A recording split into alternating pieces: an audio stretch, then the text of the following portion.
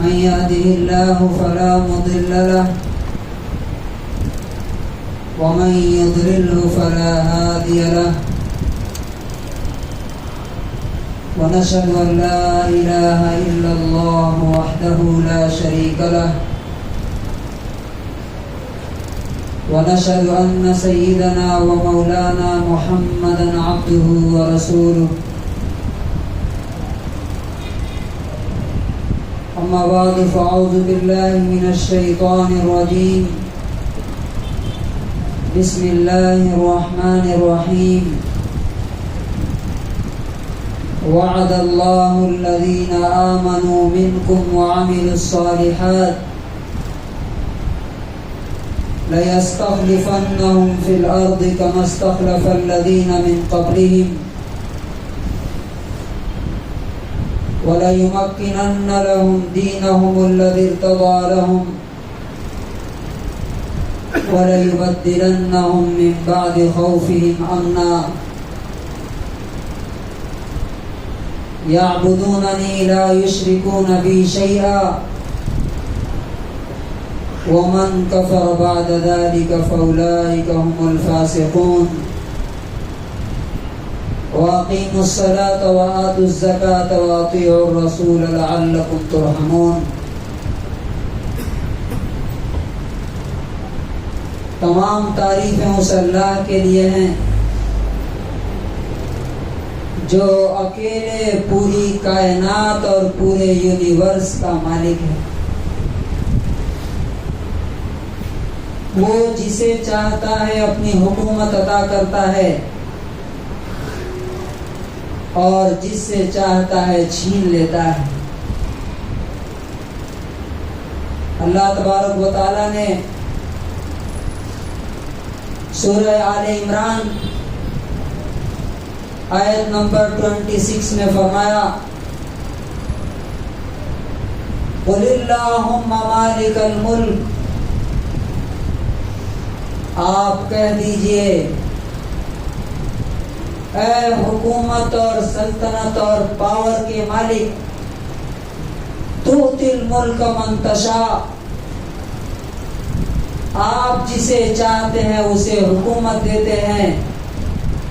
وَتَنزِعُ الْمُلْكَ مِمَّنْ تَشَاءُ، اور جس سے چاہتے ہیں حکومت اور پاور چھین لیتے ہیں. اللہ تبارک و تعالی نے اپنے اس فرمان کو، اپنے اس حکم کو، اپنی اس آیت کو اس ہفتے میں ہمارے سامنے سچ کر کے دکھا دیا.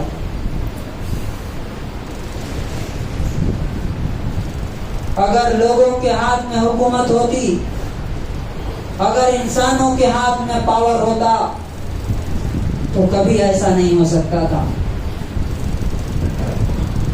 کہ جن کی حکومت کے جھنڈے پورے ہندوستان کے اکثر حصے پہ لہرا رہے ہیں، کیسے اللہ تبارک و تعالیٰ نے ان سے حکومت چھینی اور چھین کر کے دوسروں کو عطا کر دی.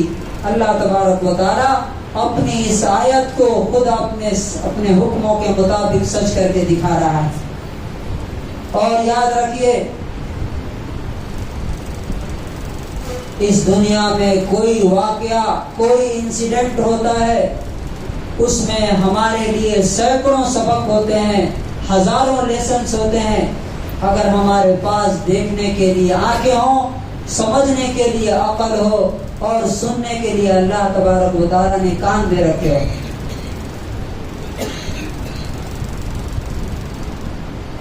اللہ تعالیٰ نے صاف صاف اور کلیئر کٹ بتا دیا ہے کہ پاور اور حکومت اور سلطنت یہ اللہ رب العزت کے ہاتھ میں ہے. وَلِلَّهِ مُلْكُ السَّمَاوَاتِ وَالْأَرْضِ، آسمانوں اور زمین میں حکومت صرف اور صرف اللہ کی چلتی ہے اور کسی کی نہیں چلتی. لیکن اصل سوال یہ ہے، آج ہمارے خطبے کا ٹاپک یہ ہے کہ ہم پاور میں کیوں نہیں ہیں، ہمارے ہاتھ میں حکومت کیوں نہیں ہے. اس لیے کہ یاد رکھیے بہت سے لوگ سمجھتے ہیں کہ یہ دنیا داری کی باتیں ہیں. اللہ تبارک و تعالیٰ نے اس کو اپنی بڑی نعمت کے طور پہ گنایا ہے کہ حکومت اور پاور اللہ رب العزت کی ایک بہت بڑی نعمت ہے. اور کہا واللہ یؤتی ملکہ من یشاء، اللہ جسے چاہتا ہے اپنی حکومت عطا کرتا ہے، اپنی سلطنت عطا کرتا ہے. اور اللہ تبارک و تعالیٰ نے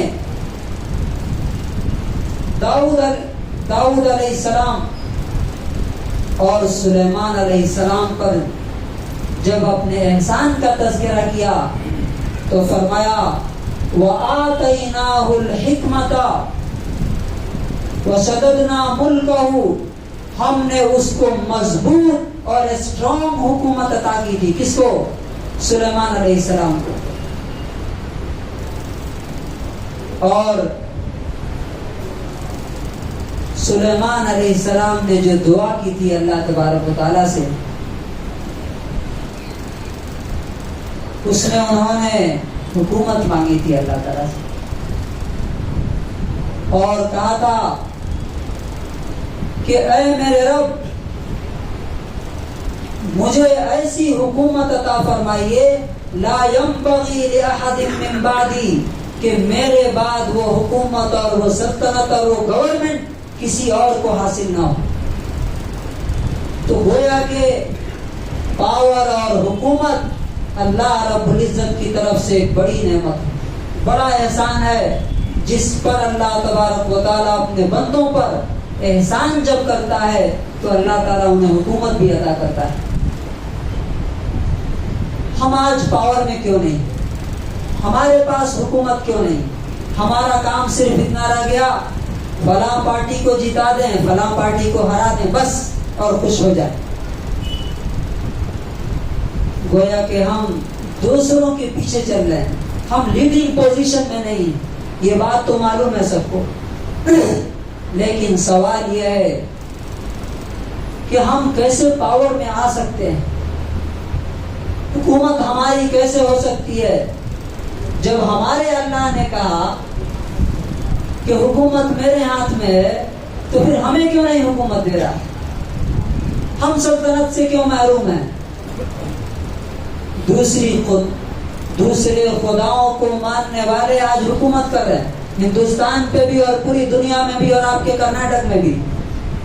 لیکن ایک خدا کے ماننے والے جو کہتا ہے کہ مالک الملک، حکومت کا مالک میں ہوں، تو اس کے ماننے والے کیوں غلامی کی زندگی جی رہے ہیں؟ اس کو سمجھنے کے لیے کہ ہمارے ہاتھ میں پاور کیسے آ سکتا ہے یہ سمجھنا پڑے گا کہ اللہ تبارک و تعالیٰ نے اس سے پہلے ہمیں پاور دیا تھا تو کیسے دیا تھا، کیا کنڈیشن تھے. ہم میں سے بہت سے لوگوں کو تو لگتا ہے کہ شاید اب ہم اسی حال میں جئیں گے، اسی حال میں مر جائیں گے، اب سوچنے کی بھی ضرورت نہیں ہے، ہم اسی کنڈیشن کے لیے پیدا ہوئے. حالانکہ نہیں، ایسا نہیں. کوئی بھی قوم نیچے گرتی ہے اور جب وہ اپنی کمیوں کو، خامیوں کو دور کر لیتی ہے، اپنے ویکنیسز کو پہچانتی ہے اور اسے دور کرتی ہے، تو اللہ تبارک و تعالیٰ پھر اسے اوپر اٹھاتا ہے. یہودیوں کی مثال ہمارے سامنے، جب ہولوکاسٹ سے گزرے اور 60 لاکھ یہودیوں کو مارا گیا، اس کے بعد جب وہ مل کر کے بیٹھے اور انہوں نے پلاننگ کی، تو آج دنیا، علامہ اقبال نے کہا کہ فرنگ کی رگ جاں پنجے یہود میں ہے. یعنی آپ دیکھ رہے ہیں نا، امریکہ اور برطانیہ اور فلاں فلاں، آپ کو لگتا ہے کہ یہ حکومت چلا رہے ہیں، نہیں، ان کی گردن جو ہے یہودیوں کی مٹھی میں، وہ ان کی گردن پہ سوار ہے. تو ہم آج یہ سمجھیں گے کہ اللہ تبارک و تعالی ہمیں کیسے پھر دوبارہ حکومت اور پاور دے، اور اس کے لیے اللہ تعالیٰ نے کیا کنڈیشنز لگائے. پہلے ہم اگر اس کو سمجھیں گے تبھی جا کر کے اس کے لیے عمل کریں گے. الحمدللہ جماعت اسلامی پورے ہندوستان میں، بلکہ میں سمجھتا ہوں کہ اخوان المسلمین مصر میں اور باقی بر صغیر میں، ہندوستان، پاکستان، بنگلہ دیش میں، جماعت اسلامی وہ پہلی جماعت ہے جو پہلے دن سے کہتی ہے کہ اللہ کی حکومت دنیا میں ہونی چاہیے، کسی غیر کی حکومت کے سامنے مسلمان کو نہیں جھکنا چاہیے، اور اس کے لیے اپنے پلاننگ سے منصوبے کام کرتی ہے الحمدللہ. لیکن اللہ تبارک و تعالیٰ اس سلسلے میں کیا کہتا ہے، اور رسول اللہ صلی اللہ علیہ وسلم نے اس سلسلے میں کیا فرمایا؟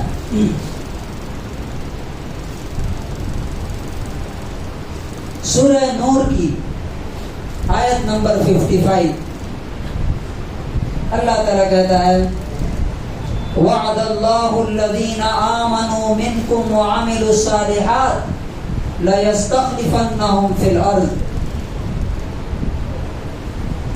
یاد رکھیے کہ یہ آیت اس وقت اتری جب مسلمان مدینے میں چاروں طرف سے دشمنوں سے گھرے ہوئے تھے، اور حالت یہ تھی کہ ہر وقت خطرہ تھا کہ اب یہ ختم ہو جائیں گے، مار دیے جائیں گے، تباہ کر دیے جائیں گے.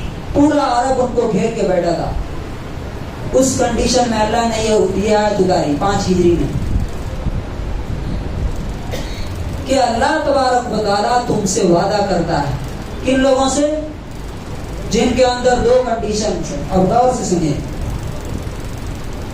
2 کنڈیشنز کے ساتھ تم سے حکومت کا وعدہ کرتا ہے کہ اللہ تمہیں حکومت دے گا، تمہیں پاور دے گا.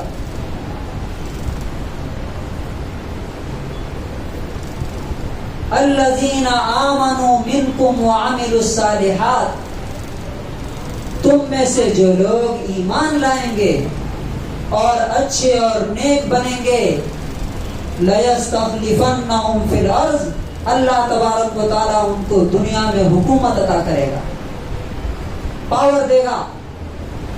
پہلا وعدہ. دوسرا وعدہ وَلَيُمَكِّنَنَّ لَهُمْ دِينَهُمُ الَّذِي ارْتَضَىٰ لَهُمْ، اللہ تبارک و تعالیٰ تمہارے دین کو دنیا میں عزت اور پاور دے گا. مطلب اب جیسے ہندوستان میں ہندوستان کا سمویدھان چلتا ہے نا، کس کا لکھا ہوا ہے؟ وہ کسی مسلمان کا لکھا ہوا ہے کیا؟ کسی مسلمان نے لکھا ہے اس کو؟ قرآن حدیث کی روشنی میں لکھا گیا نہیں. گویا کہ ہم کسی دوسرے کے سامنے سجدے میں ہیں، وہ ان کے قانون کے مطابق چل رہے ہیں. اللہ تعالیٰ کہتا ہے کہ میں تم سے وعدہ کرتا ہوں کہ تمہارے دین کو سمویدھان اور کانسٹیٹیوشن کا مقام اور پوزیشن حاصل ہو جائے گا، میں دوں گا. اور نمبر 3 وَلَيُبَدِّلَنَّهُم مِّن بَعْدِ خَوْفِهِمْ أَمْنًا، ابھی جو خوف اور ڈر ہے کہ لوگ چاروں طرف سے تم کو گھیرے ہوئے، اب مدینے کی بستی 3000 سے 4000 کی تھی اور پورا عرب ان کا دشمن تھا. ہر وقت صحابہ کرام ہتھیاروں کے ساتھ رہتے تھے، کب حملہ ہو جائے سوتے تھے تب بھی ہتھیاروں کے ساتھ سوتے تھے. تو اللہ تعالیٰ نے کہا کہ ہم تمہارے خوف کو امن میں بدل دیں گے، تمہارے ڈر کو، تمہارے فیئر کو پیس میں بدل دیں گے. اب بتائیے یہ جو 3 وعدے اللہ نے کیے تھے، نمبر 1 حکومت دے گا، گورنمنٹ دے گا تمہیں. نمبر 2 تمہارے دین کو عزت دے گا، مطلب کانسٹیٹیوشن ہو جائے گا تمہارا دین قرآن. اور نمبر 3 اللہ تعالیٰ تمہیں پیس دے گا، ڈر اور خوف کو ختم کر دے گا. کیا اللہ نے یہ وعدہ پورا کیا کہ نہیں؟ اللہ نے وعدہ پورا کیا. رسول اللہ صلی اللہ علیہ وسلم کے زمانے میں ہی سارا عرب آپ کی کنٹرول میں آ گیا. 7 کنٹریز، سعودی عرب، قطر، یمن، بحرین، عمان، کویت، یہ سب آپ کے انڈر میں آ گئے. کتنے دن کے اندر؟ نبی صلی اللہ علیہ وسلم کا انتقال 10 ہجری اور یہ 5 ہجری کی آیت ہے. 5 سال کے اندر اندر آپ صلی اللہ علیہ وسلم کے انڈر میں اللہ تعالیٰ نے پورا حکومت دے دی. اب یہاں آئیے ہندوستان میں، کیا ہندوستان میں اللہ نے ہم سے یہ وعدہ پورا کیا؟ پورا کیا نا. یہ جہاں ہم بیٹھے ہیں کرناٹک، ریاست میسور، اسٹیٹ آف میسور کس کے ہاتھ میں تھا؟ کس کے کنٹرول میں تھا؟ کون حکومت کرتا تھا اس پہ؟ ہم کر رہے تھے نا. لیکن اللہ تبارک و تعالیٰ نے کنڈیشن رکھی تھی، کیا؟ تمہارے اندر اگر ایمان ہوگا اور تم اچھے اور نیک رہو گے تب تک تم سے وعدہ ہے. لیکن جب تم ایمان اور نیک عمل چھوڑ دو گے تو اللہ تعالیٰ نے اپنا وعدہ بیان کیا، وَمَنْ كَفَرَ بَعْدَ ذَلِكَ فَأُولَٰئِكَ هُمُ الْفَاسِقُونَ. یہ حکومت اور یہ عزت اور یہ پیس دینے کے بعد جو ناشکری کریں گے تو ایسے لوگ نافرمان اور ڈس اوبیڈینٹ ہیں. اللہ تبارک و تعالیٰ کا وعدہ ان سے نہیں ہے. چنانچہ کیا ہوا کہ مسلمان جب تک اللہ سے جڑے رہے اللہ نے ان کو پاور دیا، لیکن جب اکثریت ان کی خراب ہو گئی تو ٹیپو سلطان کی شہادت کے ساتھ ساتھ یہاں کی حکومت ان کے ہاتھ میں چلی گئی. انگریزوں کو اللہ تعالیٰ نے عذاب کے طور پہ مسلط کیا. ہم انگریزوں کو گالیاں دیتے ہیں، ان کو گالیاں دینے سے فرق نہیں پڑتا. اور اس کے بعد جب ہو گئے تو کیا ہمارے ہاتھ میں حکومت آئی؟ نہیں. اللہ تعالیٰ نے برادران وطن کو، ہندوؤں کو ہمارے اوپر مسلط کیا. اب وہ ہمارے اوپر رول کر رہے ہیں. آپ کسی بھی پارٹی میں جائیں، آپ غلامی ہیں. پارٹی آپ کو اگر تجربہ نہیں، جو لوگ جاننے والے ہیں وہ جانتے ہیں، ہم غلامی کی زندگی گزار رہے ہیں. اس کی وجہ کیا؟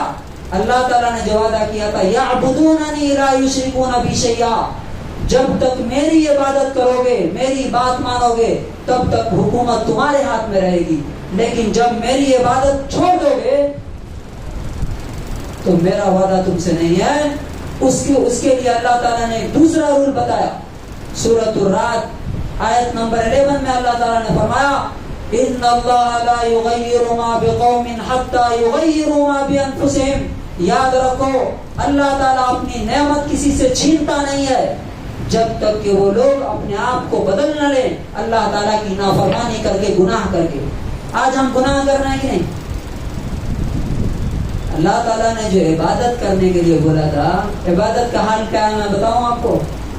آج فجر میں 7 لوگ تھے، جب نماز شروع ہوئی تو 7 لوگ تھے.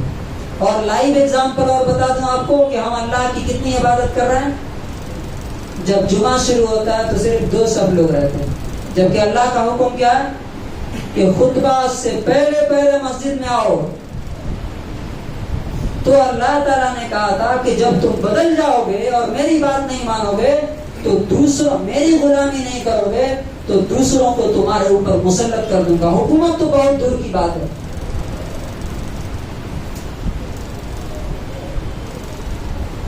اور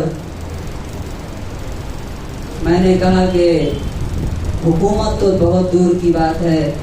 رسول اللہ صلی اللہ علیہ وسلم کی نظر میں ہم جینے کے بھی لائق نہیں. کس کی نظر میں؟ برادر ہم کو دیکھتے ہیں نا، فیس بک پہ یہ آ رہا ہے، نفرت بھری ہوئی ہے، یوٹیوب پہ یہ ہو رہا ہے، ہمارے دلوں میں نفرت، میڈیا میں یہ ہو رہا ہے. وہ نفرت کون بھر رہا ہے؟ نفرت اور محبت اللہ تعالیٰ کے ہاتھ میں. چنانچہ آپ دیکھیے اللہ کے رسول صلی اللہ علیہ وسلم فرماتے ہیں، یہ مسلم شریف کی 651 نمبر حدیث ہے، لقد ہممت، میں نے پکا ارادہ کر لیا ہے، ان آمر بالصلاۃ، میں نماز کا حکم دوں، فتقام، نماز کھڑی ہو جائے، ثم آمر رجلا فیصلی بالناس، میں ایک شخص کو کہوں کہ تم نماز پڑھاؤ، اور میں لوگوں کے ساتھ جن کے پاس لکڑیاں ہو جاؤں، ان لوگوں کے گھروں کے پاس جو مسجد میں نماز پڑھنے کے لیے نہیں آتے، اور کیا کروں معلوم ہے؟ فَأُحَرِّقُهَا بِالنَّارِ، ان کے گھروں میں آگ لگا دو، ان کو جلا کے رکھ دو۔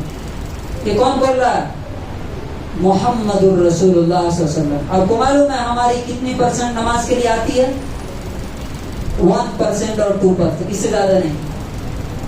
اور رسول اللہ صلی اللہ علیہ وسلم فرماتے ہیں کہ عشاء اور فجر کی نماز منافقین کے لیے مشکل ہے، مومن کے لیے بہت آسان ہے۔ آپ خود غور کیجئے کتنے % لوگ ہمارے سماج میں مسلمان ہیں اور کتنے % منافق ہیں؟ 98% لوگ اس حدیث کی روشنی میں منافق ہیں۔ تو اللہ تبارک و تعالیٰ کا جو وعدہ ہے ہم سے وہ ایمان کے بیس پہ ہے، ایجوکیشن کے اور اکنومی کے اور انٹلیکچوئلزم اس بیس پہ نہیں ہے اللہ تعالیٰ کا وعدہ۔ اللہ نے صاف صاف کہا وعد اللہ الذین آمنوا منکم وعملوا الصالحات، ایمان والوں سے اور نیک لوگوں سے میرا وعدہ ہے کہ میں ان کو زمین میں حکومت عطا کروں گا۔ کیوں غلام ہیں؟ اچھا آپ سوچتے ہوں گے کہ چلیے اکثر لوگ بولتے ہیں ہندوستان میں ہم چونکہ کم ہیں اس لیے ہم یہاں غلام ہیں۔ یہ خیال غلط ہے۔ پاکستان میں آپ آزاد ہیں کیا؟ پاکستان میں کون سی RSS اور BJP ہے کیا؟ وہاں کی کیا حالات ہیں؟ یہاں سے زیادہ بدترین غلامی وہاں ہے۔ کبھی فوج مسلط ہو جاتی ہے اور کبھی ایک ہی 2 خاندان ہے جو ان کو غلام بنا کے رکھے ہیں، اللہ نے ان پر مسلط کر رکھا۔ ہندوستان سے زیادہ خوف وہاں پہ ہے۔ اچھا پاکستان کو چھوڑ دیجیے، سعودی عرب کے بارے میں آپ کا کیا خیال ہے؟ کیا وہاں ہم آزاد ہیں کیا؟ دنیا میں سب سے زیادہ اگر کہیں کے لوگ غلام ہیں تو سعودی عرب کے ہیں۔ یہاں تو میں کھڑے ہو کے بول رہا ہوں نا، وہاں پہ امام ممبر پہ کھڑا ہوتا ہے تو ہاتھ میں لکھ کے ملتا ہے الحمدللہ، وہاں سے زیادہ آزادی ہمیں یہاں حاصل ہے۔ تو ہم لوگوں کو بلیم نہ کریں، اپنے اندر جھانکیں کہ ہمارے اندر کیا کمی ہے۔ پوری دنیا میں آپ دیکھ لیجیے، پوری دنیا میں یہی حالت ہے۔ کیوں؟ اس لیے کہ اللہ نے جو کنڈیشن رکھے تھے ایمان اور عمل صالح وہ ہم نے ختم کر دی۔ اب سوال یہ ہے کہ کیا میں یہ بات بتا رہا ہوں صحابہ کرام نے بھی یہی بات کہی ہے کیا کہ اللہ تبارک و تعالیٰ کا جو وعدہ مسلمانوں سے ہے وہ ایمان کی وجہ سے ہے، عمل صالح کی وجہ سے؟ آپ سدھرو گے اللہ تعالیٰ آپ کو عطا کرے گا، بگڑے گے اللہ تعالیٰ دشمنوں کو تمہارے اوپر مسلط کرے گا۔ اب یہاں پہ دیکھیے کیا ہوا، کرناٹک میں آپ دیکھیے کیا ہوا۔ میں بولتا ہوں نا کہ ہر چیز میں نصیحت اور عبرت اور سبق لینے والوں کے لیے سبق ہے۔ پاور میں، ایجوکیشن میں تو ہم دلتوں سے پیچھے ہیں، بھیڑوں سے پیچھے ہیں۔ پاور اور سیاست میں بھی ہم ان سے پیچھے۔ معلوم آپ کو ہماری سیٹیں کتنی آئیں؟ 9۔ اور جو بھیڑ ہیں ST، معلوم دلت ST، ان کی سیٹیں 15۔ اللہ تعالیٰ یہ دکھانا چاہتا ہے کہ جب تم ہمیں چھوڑو گے، ہماری غلامی چھوڑو گے تو ہم دوسروں کا غلام تم کو بنا دیں گے۔ اور اس کی زندہ مثال یہاں پہ ہے۔ یہ حالات بدلیں گے کب؟ اب سوال اصل یہ ہے کہ یہ حالات کب بدلیں گے؟ جب ہم بدلیں گے تب۔